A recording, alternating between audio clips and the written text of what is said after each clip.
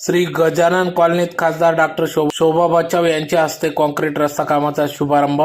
धुळे शहरातील देवपूर परिसरातील श्री गजानन कॉलनीत गेल्या अनेक वर्षापासून 40 ते 50 वर्षापासून सदरच्या रस्त्याची स्थानिक नागरिकांना अडचण निर्माण होत होती, येण्या जाण्यास त्रास होत होता।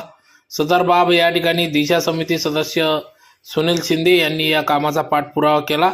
तदनंतर खासदारांनी लागलीच या ठिकाणी 10 लाख रुपये निधी उपलब्ध करून दिल्याने आज त्याचा शुभारंभ या ठिकाणी करण्यात आला।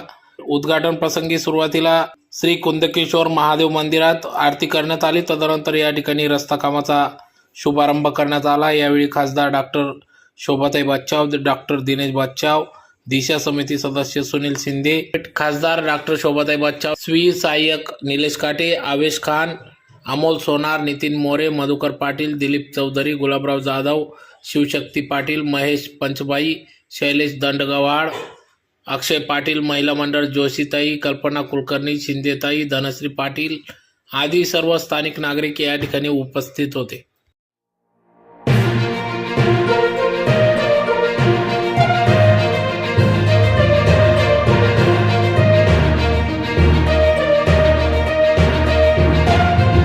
रस्त्याचं भूमिपूजनाचा कार्यक्रम आहे।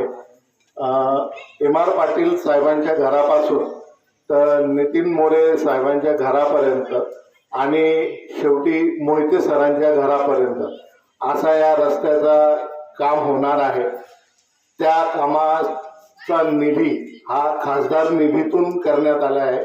सौ शोभाताई बच्छाव यांच्या प्रयत्नांनी आज या कॉन्क्रीट रस्त्याचं भूमिपूजन संपन्न होत आहे। आम्ही तर्फे मनापासून आभार मानतो मॅडम तुमचे, कारण गेल्या 50 वर्षात हा रस्ता झालेला नाही की ह्या कॉलनीमध्ये हे एकमेव मंदिर आहे। आम्ही कॉलनीवासियांनी थोडे पैसे जमा करून एक मंदिर उभं केलंय। तर आमची एक इच्छा आहे की इथे एक सभा मंडप आपण आपल्या निधीतून उभारून द्यावा आणि तुमचं नाव या सभा मंडपाला कायमस्वरूपी असावं अशी आमची इच्छा आहे। जर कधी तुम्ही निधी मंजूर केला तर खूप खूप बरं होईल।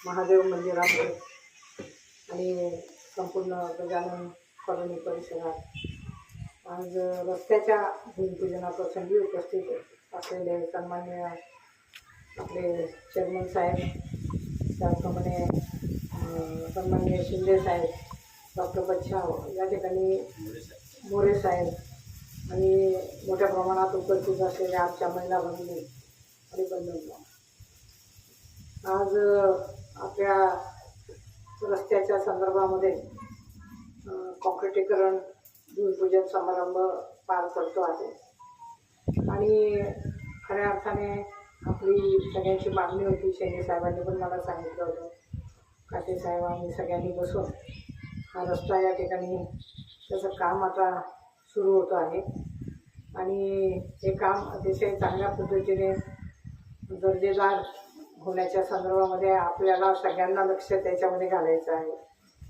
की आपण चांगल्या क्वालिटीचं काम या ठिकाणी करून घ्यावं।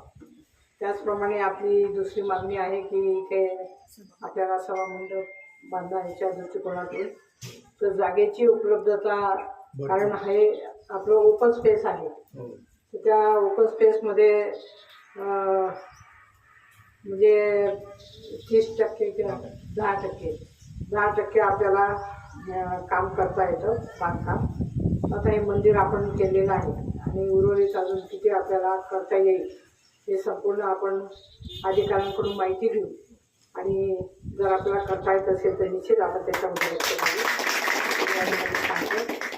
संपूर्ण धुळ्यामध्ये खासदार निधीच्या माध्यमातून, नगरोत्थान निधीच्या माध्यमातून, DPDCच्या माध्यमातून अनेक कामं आपण धरलेले आहेत आणि आपलं साधारणतः आरोग्याच्या दृष्टिकोनातून आयुष हॉस्पिटलसुद्धा मंजूर झालेलं आहे।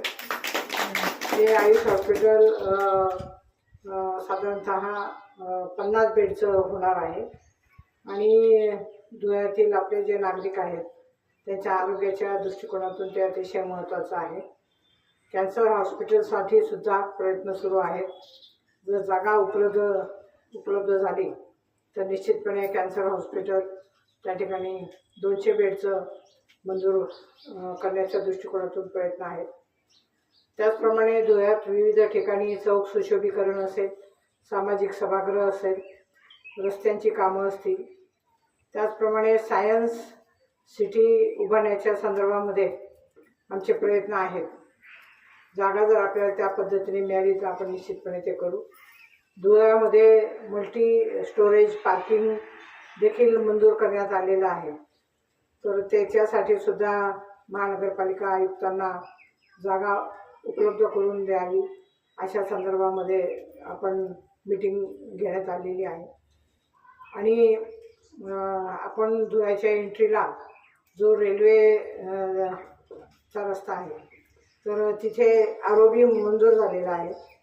म्हणजे road overbridge, railway road overbridge. तर तो जर झाला तर आपल्याला दोन्ही बाजूंनी आपण जेव्हा जातो येतो तर जर ट्रेन एखादी येत असेल तर आपल्याला थांबावं लागतं. तर तो प्रश्न निश्चितपणे मार्गी लागेल. त्याचप्रमाणे धुळ्यात बायपासच्या संदर्भामध्ये पत्र गडकरी साहेबांना दिलेलं आहे. धुळ्यामध्ये हायवे जे आहेत तर अनेक ठिकाणी कामं हायवेचे चालू झालेले आहेत.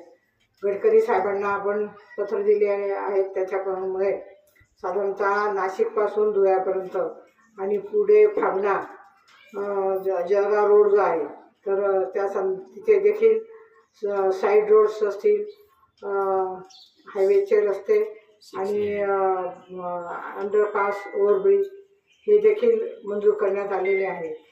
या संदर्भामध्ये निश्चितपणे धुळ्यामध्ये एक विद्यार्थ्यांसाठी अभ्यासिका आणि वाचनालय हे आपल्याला मोठ्या प्रमाणात करायचं आहे. तर त्याचंसुद्धा जागेचं जर उपलब्धता झाली म्हणजे विद्यार्थ्यांसाठी, ज्येष्ठ नागरिकांसाठी, महिलांसाठी एक आपल्याला मार्केट करायचं आहे की ज्या बचत गटाच्या महिला आणि सहायता गटाच्या ज्या महिला आहेत तर त्या ज्या माल उत्पादित करतात तर त्यांच्यासाठी एक स्वतंत्र मार्केट उभारण्याच्या दृष्टिकोनातून देखील प्रयत्न सुरू आहे.